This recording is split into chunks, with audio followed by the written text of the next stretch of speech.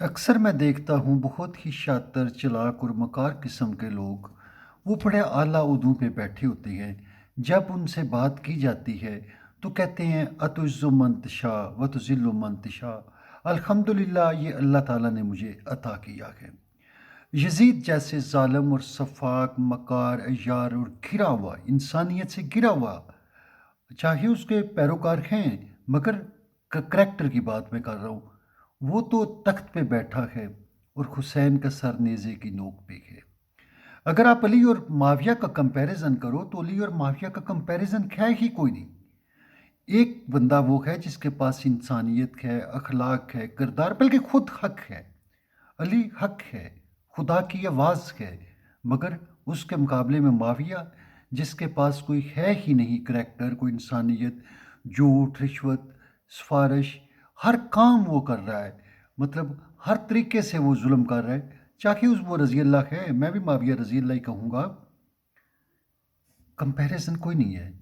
But in the worldly life Ali was not a success, Muawiya was a success, کامیاب تھا معاویہ۔ تو معاویہ نے بھی کہا اللہ نے ہمیں حکومت دی ہے۔ تو میں اکثر یہ سوچتا ہوں کہ اللہ تعالیٰ کیسے لوگوں کے ساتھ جو ہے وہ ہے کہ شیخ رشید سے لوگ اور اسی طرح کے وہ لوگ جنہوں نے اس پاکستان کی اگر آپ ہسٹری دیکھیں تو وہ لوگ جو انگریز کے ٹٹو تھے، انگریز کے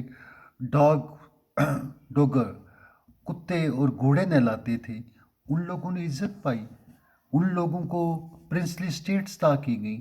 تو کہنے کا مقصد یہ ہے کہ عزت ان لوگوں کے لیے ہے، اور باقی لوگ جو انصاف پہ چلتے ہیں، اخلاق والے ہیں، کردار والے ہیں، ان کا تو اس معاشرے میں ملیہ میٹ ہو جاتا ہے۔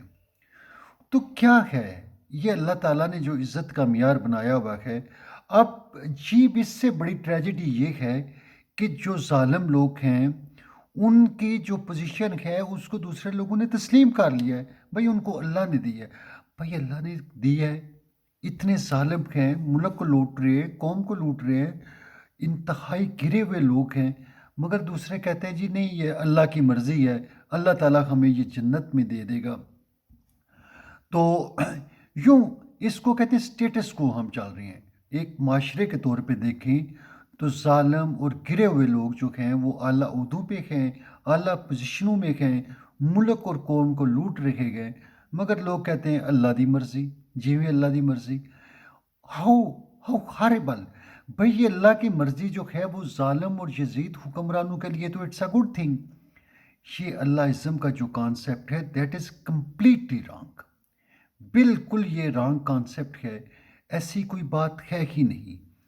رسول خدا نے تو کہا تھا کہ ظالموں کو ظالم کہہ دو، برائی کو برا کہو، مگر ہم کیا کہتے ہیں؟